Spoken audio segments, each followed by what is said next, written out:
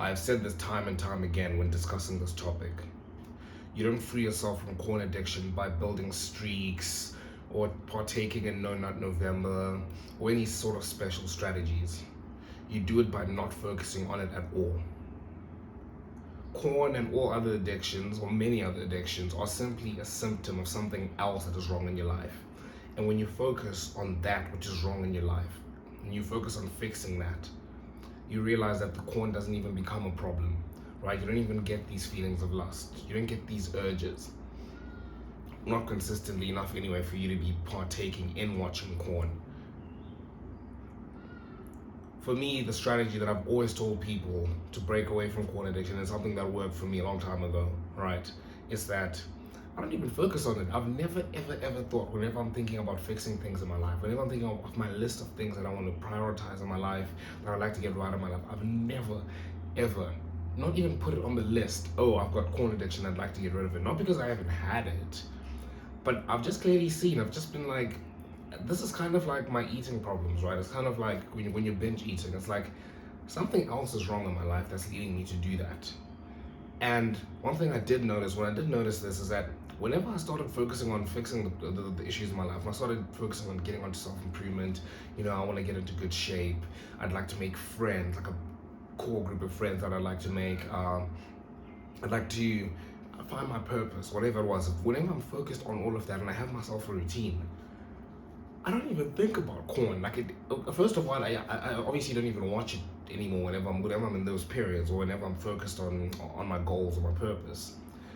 But second of all, I don't even get urges. Like, doesn't that sound wonderful for people who are in corn addiction? I do know when it comes to other things, like whenever I'm watching videos about how to build good habits or whatever it is, wherever I hear people say like, oh, I don't even struggle with that anymore. For me, it sounds so far away. It sounds like, come on, how do I get that? And I imagine it's the same for people with corn addiction, right?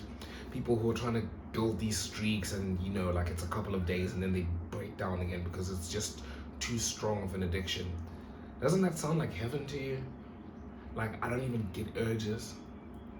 I am telling you, the way to fix it is to don't even care about it. Don't even look at it as like, it's a problem, for sure. For sure it's a problem that needs to be fixed. But don't focus on that. It is simply a symptom of something else that is wrong in your life. And I did just mention, the way you fix it is that, okay, you figure out the issues in your life, right? You figure out what is wrong in my life, what am I missing in my life, what would I like? What would I like my life to be that I don't have right now that is causing me to be upset and start doing the things that I don't want to be doing, right? For a lot of people, I feel like the first place you can start. Okay, the first place you can start is like gym and all of that, but I feel like the most important thing for a lot of people nowadays is that we're just lonely. We don't have like our core group of friends that we do things with. Like, I don't know about you, but for me, the thought of having my core group of 3 to 6 friends, 3 to 5 friends, and there's like 6 of us, right? And like, okay, I have a busy schedule, go to work and everything, but it's like, oh, maybe a couple of times a week, maybe even every day if we could manage it. We go to someone's house and we have dinner together, just talk about how the day went, right? Saturdays, Saturday evenings we're meeting up, we're going to like a youth group or something, and we're talking about things, and then Saturday morning we're waking up early or whatever it is, and we're gonna go play indoor football.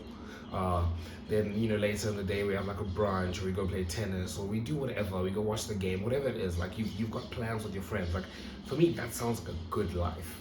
It sounds like what life is made of.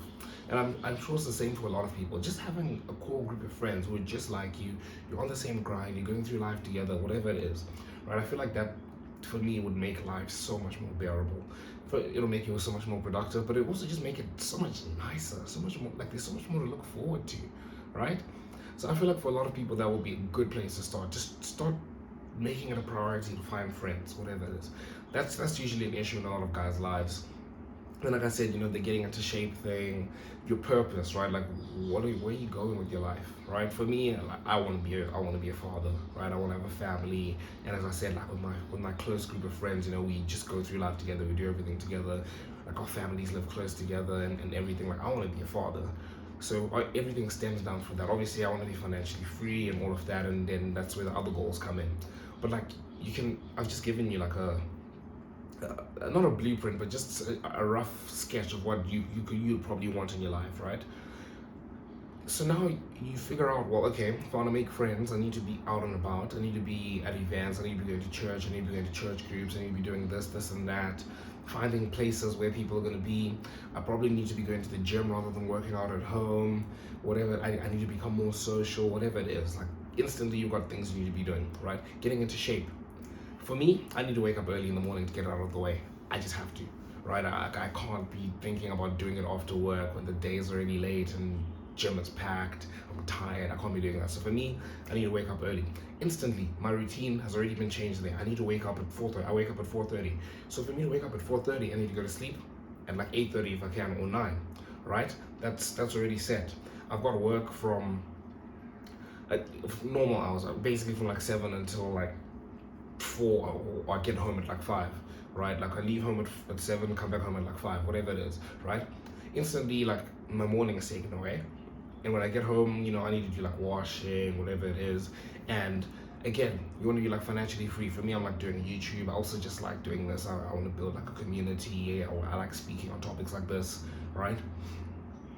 Instantly, that's some time in the evening on the weekdays. I need to do some scripting, right? Saturday morning is when I record my videos.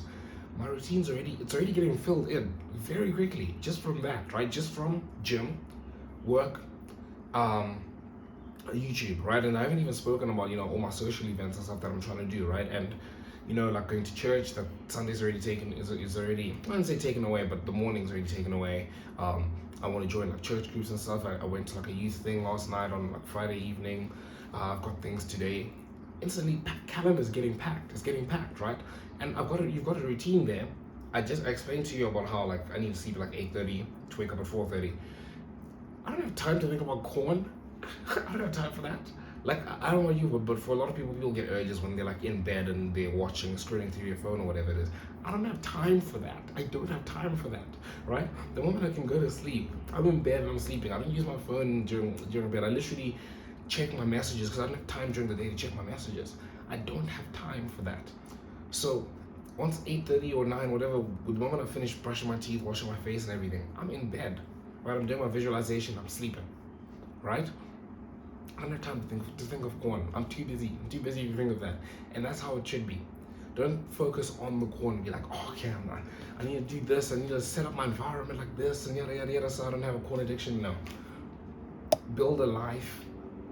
You want to build a life that doesn't allow you to think about corn. You want to be so busy you're not even thinking about it because you're so focused on your goals, right? And I mentioned that, okay, you build a routine, and then you want to follow the routine. Now, how do you follow the routine consistently? It's a very difficult thing. I've made a couple of videos already on psycho-cybernetics, so like how to change your life or how to change your habits permanently. I think is one of the names of the videos. Go watch one of those, right? Psycho-cybernetics, the only self-improvement book you will ever need, right? It will change from feeling like when you're trying to do the good habits, instead of feeling like you're swimming upstream, it'll feel like you're swimming downstream, like your brain is working with you, right? And whenever you try to do all the good habits, and your brain sort of, it's called the snapback effect, right? When you try and do the good habits, you do them for a couple of days and then you come back to reality. That's not your fault, right? Like that happens to everyone and it's bound to happen, right? So the way you fix that is go to psycho-cybernetics. You need to change your self-image, the way you see yourself, and the way you do that is through visualizations. But I explained it in depth in a couple other videos. Go watch it, right? So that's how you follow the routine. And once you start following the routine, trust me, bro, trust me, like your corn addiction is a thing of the past, okay? And then the second part of this breaking free from lust, it isn't just like the corn addiction part, but it's also like lust itself, right? We live in a very, very sexualized society. Everything is sexualized. No matter where you go, it's not even just, oh, you have to go onto the websites to see porn, bro. If you go onto Instagram, onto TikTok, you're seeing it. It's ridiculous. But you need to break free from lust. And the way you break free from lust is, I would say the first thing, I just mentioned it now, is you want to get off of social media. Unless you're creating content like I am, which, again, if you're creating content, like all I use social media for is Instagram. I log on probably once every 2 days, and that's to upload a screenshot that I've posted my YouTube videos so people can see.